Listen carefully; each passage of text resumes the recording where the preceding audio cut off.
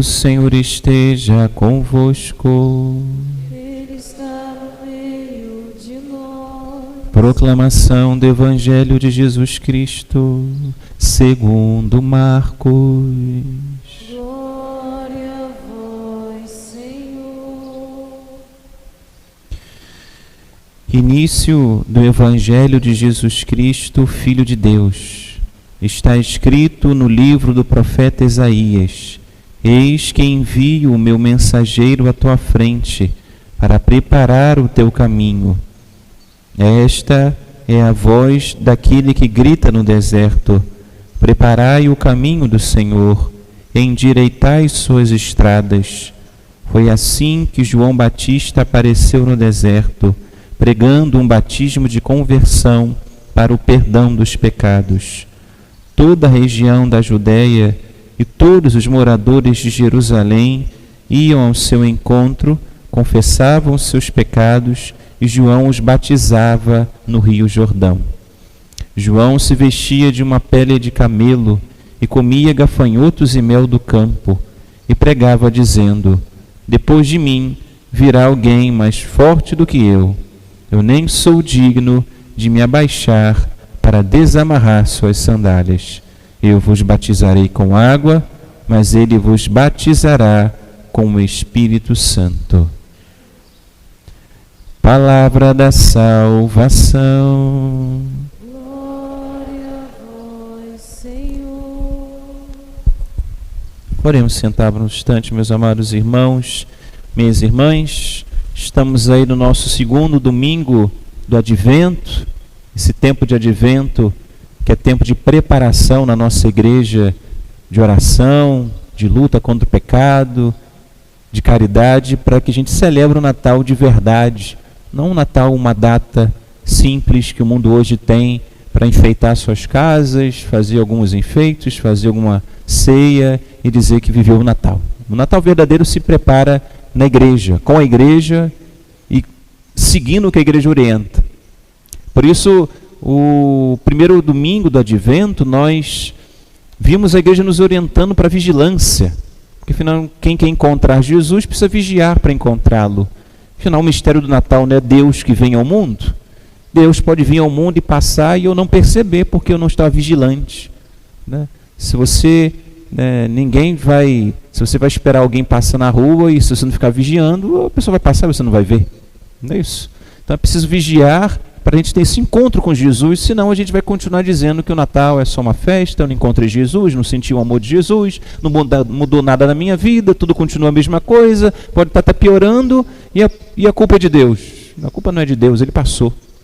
O Natal, Jesus, vem nos tocar, vem nos amar, vem nos libertar. O problema é que a gente não vigiou. Não vigiou rezando, como a gente ensinou, não vigiou se vigiando, contra o pecado, o que eu vejo, o que eu falo, onde eu vou, com quem eu vou. Vigiar, anteceder o pecado não acontecer, se vigiar.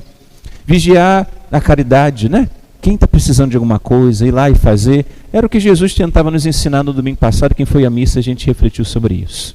O segundo domingo, esse de hoje, a igreja quer dar mais um passo conosco.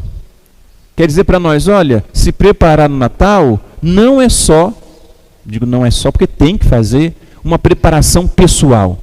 Essa que o primeiro domingo tentou nos ensinar, de oração, de santidade, de caridade. E isso tem que ser feito, porque senão, se a gente não prepara o coração para receber Jesus, ele passa e a gente não percebe e o Natal é só uma data. Mas é mais do que isso.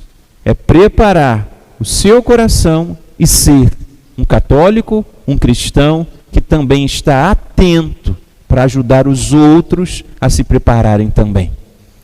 Por isso a liturgia de hoje lança a mão no Evangelho da imagem de quem? A gente acabou de escutar o Evangelho. Se a gente não souber essa, de quem? João Batista, nosso padroeiro, não foi isso? Está aqui? A voz que clama no deserto, mandou João. Por que a liturgia de hoje usa a figura de João Batista?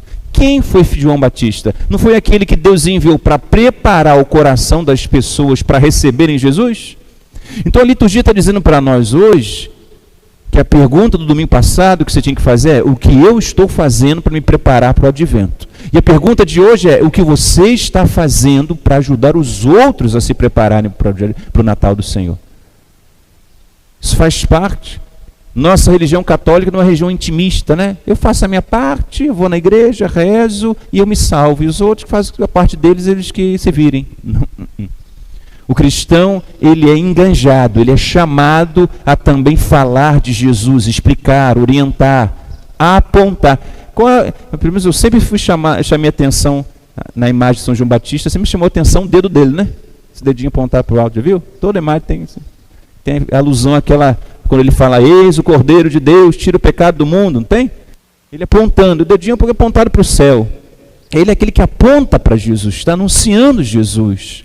Se eu sou um católico que não tenta falar, anunciar, e de modo especial aproveitar-se desse tempo do advento para falar qual é o verdadeiro sentido do Natal e o que nós temos que fazer para viver um verdadeiro Natal, diferente do que o mundo pede para a gente fazer, a gente não está se preparando bem para o nosso advento, não.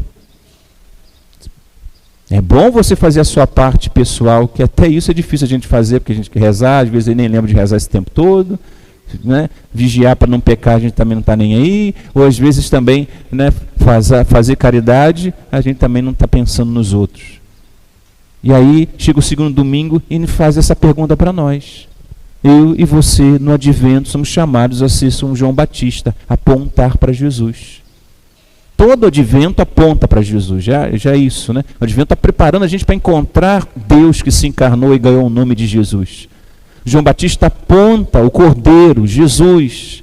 Eu sou chamado nesse advento a apontar para Jesus. A refletir, a rezar. Essa semana, uma semana de oração, acrescentando a primeira semana, eu acrescento, pensar, o que eu posso fazer para apresentar esse Natal verdadeiro para os outros? Seria belo o padre fazer uma homilia dessa e depois os paroquianos: padre, vamos fazer isso. Padre, eu tive uma ideia. Padre, eu acho que a gente pode postar isso na internet. Padre, para as pessoas entenderem de quem é o Natal, né, a pessoa que ficou tocada, impulsionada pela palavra, pela figura de João Batista, de que se moveu, que se incomodou, porque se eu quero ser católico, porque a gente pode dizer assim: eu amo muito Jesus, por isso me preparei muito bem, pessoalmente, oração, fiz tudo para encontrar Jesus, porque eu amo muito Ele. É próprio de um amor verdadeiro e natural querer que a pessoa que você ama seja amada por mais pessoas. Esse é o amor natural. Aquele amor doentio, possessivo, não existe, né? Ele é meu, a gente fica com ciúme dos outros, né? Ciúme, porque é meu amigo, a gente não gosta que os outros amem a pessoa que a gente ama. Isso aí tem alguma coisa errada, tá? É uma doença. Porque o amor de pai e de mãe gosta quando alguém vem elogiar o seu filho, né? Ih, seu filho é uma maravilha, seu filho é bom demais. A mãe já enche, né? O pai também. Meu filho é bom mesmo, porque, né, elogiar, amar o seu filho faz parte de quem ama. Se você ama o seu filho, você vai gostar que os outros amem também. Se você ama Jesus, você naturalmente vai se mover para fazer outras pessoas amarem Ele também. Senão vai ser meio esquisito. Você diz que ama Jesus, está se preparando para encontrar Jesus, mas esse amor não faz você querer fazer Jesus conhecido pelos outros? Está mais ou menos esse amor aí. Tem uma coisa esquisita. Por isso é impossível viver uma religião intimista, individualista, só sua.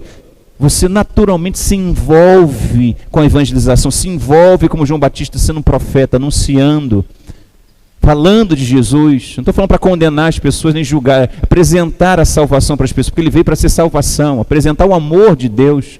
Quando você fala de Jesus, você fala da sua religião para alguém que não é da sua religião, você faz a pessoa se sentir amada por Deus? Você faz a pessoa ver em Jesus o libertador da vida dele? Ou quando você fala de Jesus para a pessoa, você fala que Jesus é aquele que vai exterminar ele, que vai jogar ele no inferno. É assim que a gente apresenta Jesus? Tomara que todas as vezes que a gente apresentar Jesus, a nossa doutrina católica, as pessoas se sintam amados por Deus. As pessoas sintam esperança de que, meu Deus, esse Jesus pode mudar a minha vida. Aquilo que está torto, que está fora do lugar, que está errado, ele vai endireitar. Porque ele tem poder disso. Deus pisou o mundo e para Deus nada é impossível. Então quando eu falo de Jesus para as pessoas assim, elas vão se encher de esperança. Não, meu filho ainda pode ser libertado do vício, sim. Não, meu esposo pode se libertar, pode se converter, sim. Não, aquele problema familiar vai se resolver, a gente vai se falar de novo, o perdão vai surgir. Sim, porque Jesus traz essa esperança. Porque Ele é Deus. Ele é Deus do impossível. E quando ele está nesse mundo, ele se encarnou nesse mundo, então nada é impossível. Não ter esperança é nos pecados contra o Natal, contra a encarnação, porque Deus nasceu para resolver tudo, ou tentar, né? Se a gente deixar, quem somos nós para desistir? Quem somos nós? Às vezes a gente não aguento mais para desistir dos outros, desistir da conversão do outro, desistir de amar, desistir de fazer o bem. Isso não existe na vida de um coração católico, de quem receberá ou já recebeu o Espírito Santo. Porque João Batista recebeu o Espírito Santo, foi batizado no Espírito Santo quando ele já estava no ventre de Isabel, não foi? Quando Maria foi visitar Isabel, Jesus no seu ventre já derramou o Espírito Santo no ventre de Isabel e João Batista pulou de alegria, ele já sabia. Então quando João Batista fala aqui que eu batizo com água, mas ele batizará com o Espírito Santo, porque ele já tinha experiência do que o Espírito Santo é capaz de fazer na vida de uma pessoa, na vida dele. Homem austero, penitente, que vivia no deserto, santo, que não tinha medo de pregar o Evangelho e perder a cabeça. O Espírito Santo fez tudo isso nele. E ele sabe que se fez nele, pode fazer em qualquer um, se a gente acolher Jesus, porque é Jesus que batiza no Espírito Santo, não ele. Então a gente, cheio desse Espírito Santo, a gente vai falar desse Jesus para as pessoas vão se sentir amadas. Vamos apresentar esse Jesus que vai encher as pessoas de esperança. E a gente também vai se encher de esperança que tudo é possível para Deus e tudo pode se transformar. Desistir dos outros, condenar os outros, né? Às vezes a gente já sai condenando, e fulano já está condenado, já está no inferno, ou não aguento mais. Não é próprio de quem de fato vive um Natal e quem conhece Jesus de verdade. Quem conhece Jesus sabe do que ele é capaz. Né? A gente fala isso geralmente para quem quer mal, né? Se soubesse fulano que ele é, você sabia o que ele era capaz. Ou a gente fala de nós mesmos, né? Se soubesse quem eu sou e que eu sou capaz, se vocês soubessem quem é Jesus e do que ele é capaz, nossa, a gente se encheria de esperança. A gente não ia entrar nessa tristeza, desespero de quem confia nas suas próprias forças, quem confia no dinheiro, nos prazeres, quem confia no mundo, que é passageiro, que de fato quem confia nas coisas do mundo vai se desesperar, porque o mundo não tem força para te dar tudo que você pode e você necessita receber. Jesus sim. Então a gente se enche, até porque, diz a leitura de hoje, a segunda leitura de hoje é muito bonita, quando eu escuto esse versículo da carta de São Pedro, diz: ele está usando de paciência para convosco. Deus está usando de paciência com a gente. Se eu perguntar aqui para um cristão que frequenta a igreja, quantas vezes você já se confessou na vida? Acho que ninguém sabe quantas vezes confessou na vida. Você sabe? Eu também não sei, né? Para ver quantas vezes ela te perdoou. E se Deus tem paciência com você e te perdoou já tantas vezes, e vai continuar te perdoando se você estiver arrependido, se você ainda viver por mais 80 anos, quem somos nós para dizer eu desisto de fulano? Já tentei 3 vezes, não vou mais tentar. Imagina se na terceira confissão Deus dissesse para você, não tem mais jeito, vai para o inferno. Na terceira confissão, na quarta, na quinta, né? Já perdeu a conta, né? Se Deus tem paciência conosco para nos converter, porque diz a palavra aqui, que ele tem paciência para quê? Pois não deseja que alguém se perca. Ele deseja que todos venham a se converter, todos. Deus só vai desistir de tocar o seu coração quando, infelizmente, depois da morte, você for para o inferno. Aí não tem mais jeito. Mas enquanto há vida, enquanto há anos, enquanto os dias vão passando, ele vai tentando, ele vai perdoando.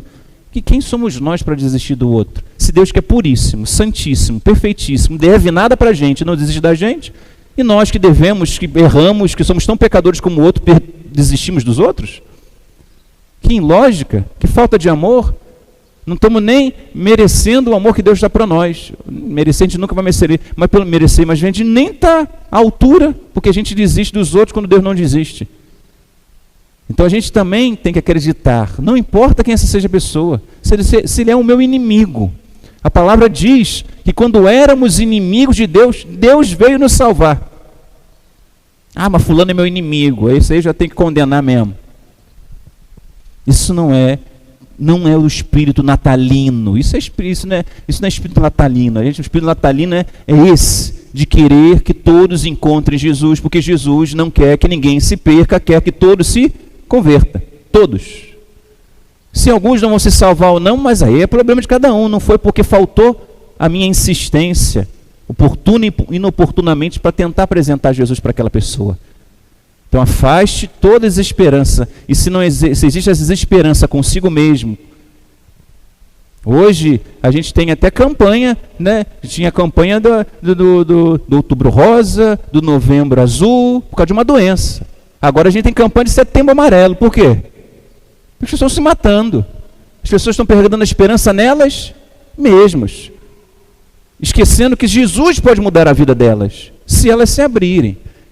Se as pessoas não cansarem de apresentar Jesus para elas, não importa se ela seja enjoada, seja difícil, eu também sou humano, eu também desisto, eu também, né? Mas volta para Jesus. Jesus renova as nossas forças. Não diz o Salmo? Ele renova as nossas forças. A gente vai cansar de tentar apresentar Jesus para aquele cabeça dura, mas eu volto para a missa, eu vou para a adoração, eu vou comungar, e Jesus renova as minhas forças para continuar. É assim que a gente se santifica, é assim que a gente vive o Natal, é assim que a gente honra Deus que pisou no mundo. E, meus irmãos, o nosso tempo de advento e a nossa tradição da Igreja Católica nos facilita tanto para que a gente possa apresentar Jesus para os outros. Facilita muito. Eu disse para vocês que o advento prepara a gente para a vida, né? A gente aprende no advento a rezar sempre, a lutar contra o pecado, a fazer caridade, mas aprende também a anunciar Jesus. Por que o presépio surgiu na nossa Igreja Católica? Que presépio bonito, né? Por quê? Porque São Francisco de Assis queria evangelizar os mais pobres. Na época de São Francisco de Assis, século XIII, não podia ter essas coisas todas na igreja, não. Árvore de Natal, a igreja não podia fazer encenação, era proibido. A igreja era muito sacra, né? Não podia ter essas coisas na igreja. Francisco de Assis, com essa gana de apresentar Jesus para os mais pobres, que não sabiam ler latim, e a Bíblia só era em latim, que não sabiam ler livros, porque não tinham como ler livros, pessoas que se não apresentassem de uma maneira mais simples, eles não iam conhecer Jesus. Francisco foi lá no bispo, eu posso fazer isso aqui lá dentro da igreja? O bispo liberou. O primeiro presépio não foi de imagens, né? Foi de pessoas mesmas, né? Ele botou um homem lá, uma mulher, um menino de Jesus, botou os animaizinhos lá perto de Jesus, e ali evangelizou os mais pobres através do presépio.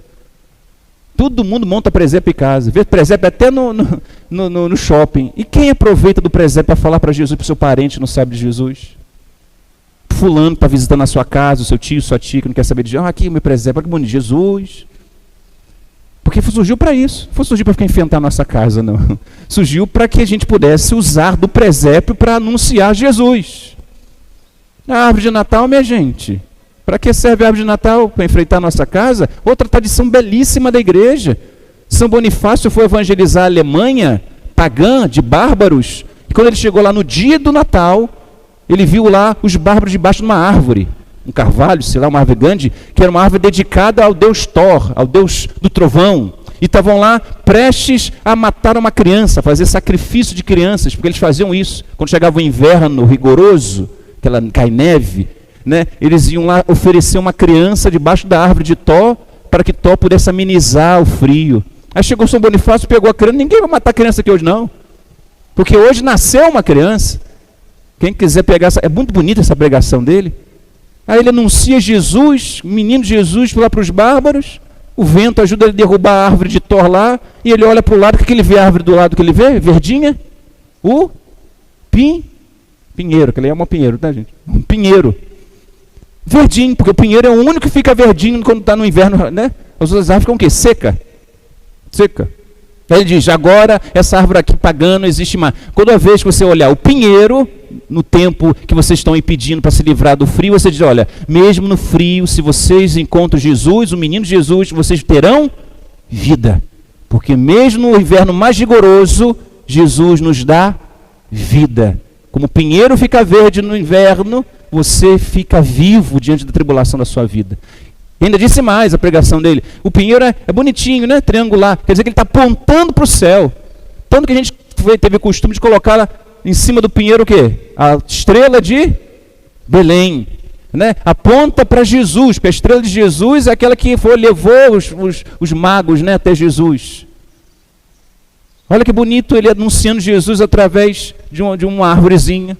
anunciando o Natal, esse Jesus te dá vida, esse Jesus está vindo do céu para nós. Esses dias depois foram colocando, né, e foi evoluindo, né, colocando frutos, né, hoje é bolinha que a gente compra aí de, sei lá, que quebra, né, mas era frutos que ele colocava, pinha, fruto quer dizer o quê? Quem encontra Jesus dá fruto, de paz, de alegria, de amor, pisca-pisca depois, ele é a luz do mundo. Aí, ó. Quanto uma pessoa que chega na minha casa, olha a minha árvore de Natal bonita, olha minha árvore de Natal, porque Jesus, você faz isso? Pode estar no shopping, porque todo shopping tem árvore de Natal, passeando com o seu namorado que não é católico, mas você é, e você já pode. Até o Papai Noel, né? Hoje nosso Papai Noel é da Coca-Cola, né? Mas o Papai Noel era aquele santo chamado São Nicolau, né, que ia lá, né, entregar os presentes ou a comida para os mais pobres no dia do Natal, e sempre. Aí, ó. E a tradição foi guardando isso. Vamos ser caridosos no Natal. Porque quando a gente entrega um presente, a gente entrega alguma coisa que falta para a pessoa e diz para a pessoa que Jesus está te amando, Jesus está te dando aquilo que te falta. Verdade, Jesus nasceu para te dar aquilo que você não tem. A libertação dos pecados, vida nova, vida eterna. Era assim que São Nicolau fazia. Aí veio a Coca-Cola, botou o Papai Noel aí. Se você não quiser falar para o seu filho que o Papai Noel não existe, tenta explicar para ele, ó, Papai Noel é um servo de Jesus. Ele vem trazer o presente porque Jesus mandou para te dar, que te ama muito, e está te dando para que você entenda que Jesus sempre vai estar do seu lado, tudo que você precisar Ele vai te dar. E aí daí por diante, aí você vai inventando. Né? Para a gente, pelo menos, já que acabaram com o nosso Natal paganizando, a gente pega o que apagou e cristianiza para a gente poder evangelizar. Né? Até nossas ceias de Natal, gente. Porque existiu, né? Talvez hoje não é preciso fazer mais isso, se a gente... Né, não precisa fazer. Mas por que a nossa ceia de Natal, que se criou o costume de ser uma ceia cheia de comida? Não é isso? Farta, cheia de comida. Né? É para dizer que celebrar o Natal é celebrar fartura, quer dizer que Jesus veio trazer vida, vida plena em abundância. Jesus veio trazer muito, muito. Né? Não precisa fazer, não. Você pode fazer muita coisa, só não cair na gula, né, e não jogar comida fora. Se você não fizer isso, está ótimo. Pode fazer farto. Chama um bocado de gente para comer com você. Mas essa é a ideia. Até a troca de presentes, meus irmãos. No cartãozinho. Ô, meu irmão, eu estou te dando esse presente porque Jesus nos mandou amar uns aos outros. Essa troca de presente é isso, para a gente confraternizar o amor que Jesus pediu que a gente tenha um pelo outro. Porque por isso eu me pensei em você, me preocupei em você, me preocupei em te dar aquilo que você precisava, daquilo que você gostava, porque eu te amo. E você me ama, e você me dá o presente também. E eu te dou um cartãozinho. Que até os cartãozinhos hoje não falam nada de Jesus, né? Vem felicidade, paz, prosperidade, né? Aí você vai pegar a caneta e vai dizer, não, mas Jesus, o que eu... e vai entregar para a pessoa. Né? Tudo isso, olha, tudo isso é o advento, nos dando de mão beijada instrumentos de falar de Jesus para os outros, sem ser chato. Né? Se for aquele chato, todo ano está falando a mesma coisa, fulano, olha, Jesus, o seu parente nem te aguenta mais falar de Jesus, né? Vocês aproveitando assim, a esperteza do Espírito, dos sinais, daquilo que já está no nosso meio e que alcança todo mundo. Isso alcança todo mundo. Quem não vai fazer ceia, quem não vai dar presente, quem não vai dar cartão, quem não tem árvore de Natal, talvez a maioria não tenha presépio, quem não é católico, né? Mas olha quantos sinais que a gente podia usar para, como João Batista, apontar para Jesus. Tomara que os nossos crismanos, e quem já é crismado, tenham essa criatividade, essa visão, esse coração apaixonado por Jesus para fazer isso. São Paulo, quando foi na Grécia, viu lá um templo cheio de imagens pagãs. Deus Sol, Deus Lua, Deus Trovão, Deus sei o que lá, e viu o altar do Deus desconhecido. Olha a sacada dele. Aí ele pegou, Deus desconhecido, né? Aí foi pregar para os gregos, olha, eu vi que vocês têm muitos deuses, mas eu vim apresentar o Deus desconhecido, que vocês ainda não conhecem, ele se chama Jesus. Aí ele começou a pregação dele, em cima daquilo. Impressionante. O Espírito Santo como usou dele da criatividade, usou ali do momento para apresentar Jesus. Isso, meus irmãos, se a gente tiver comunhão com Jesus, se você vai à missa todo domingo, se você lê a Bíblia, se você reza sempre, Jesus vai estar na sua cabeça e no seu coração, e você já tem o Espírito Santo, meu irmão. Você já tem quem pode fazer, é só dar instrumento para ele. O médico sabe tudo. O médico cirurgião sabe tudo, ele pode operar e salvar uma vida, mas se ele não tiver lá o bisturi, se não tiver o remédio, a gaze, ele não vai botar a mão. O Espírito Santo sabe tudo. Ele cura, ele liberta, ele apresenta Jesus, porque ele é ele é aquele cirurgião que sabe fazer o melhor no coração das pessoas, mas ele precisa de instrumentos. Instrumentos. né? Ou a gente forma o médico, mas não dá o instrumento para ele. Dá o Espírito Santo para fulano, mas fulano não lê a Bíblia, não estuda, não vai para a igreja, não reza, não estuda mais os santos da igreja. Não dá instrumento para o Espírito Santo. O Espírito Santo chega novinho e a gente aposenta ele já. Não, você pode ficar aí no seu campo. Não seja assim, meus irmãos. João Batista é um homem batizado no Espírito Santo, quer que a gente seja batizado no Espírito Santo porque ele sabe do que o Espírito Santo é capaz quando a gente se dispõe e persevera com Deus. Esse segundo domingo é esse questionamento. Se o primeiro é o que você está fazendo para se preparar para o Natal, o segundo é o que você está fazendo, se aproveitando de tudo, né? Porque você vai chegar lá no céu, Jesus, eu te apresentei, você tinha muitos, você tinha uma igreja, você tinha o padre, você tinha a Bíblia, você tinha vários sinais latalinos que lá na igreja, no advento para se apresentar, e você não apresentou por quê? Vergonha? Você apresentou por quê? Você não tem vergonha de tanta coisa. Tem vergonha de fazer tanta coisa e as coisas que você tem vergonha você esconde dos outros, para a pessoa não saber o errado que você fez, né? Quando você tem vergonha, você esconde. E quando você tem vergonha de anunciar Jesus, você não faz. Ué, se você tivesse vergonha de uma coisa, não fizesse, né? Quem não tem vergonha de trair a esposa aqui? Mas trai, não trai? O esposo, né? Não é só o homem, né? Quem não tem vergonha de fazer algumas coisas, nem faz. Tem vergonha de falar de Jesus? Tenho, padre. Mas faz assim mesmo. Você faz o pecado, tu não pode fazer outra coisa. Tu não pode falar de Jesus também com vergonha. E Jesus é uma coisa boa, que vai fazer bem no coração das pessoas. O pecado é pecado. Te faz mal, ainda faz mal para as outras pessoas quando descobrirem o mal que você fez. Porque geralmente, quando a gente não conhece Jesus para ficar na luz, a gente vai se enfiando cada vez mais nas trevas, não é? Porque para um pecado se escondido, você precisa fazer outro pecado, tem que fazer outro pecado, tem que fazer outro pecado, tem que fazer outro pecado para esconder todos os pecados que você fez. Aí você está nas trevas, literalmente, afundado no poço. É melhor colocar-se logo na luz. Jesus, perdão. Fulano, perdão. Vamos tentar de novo?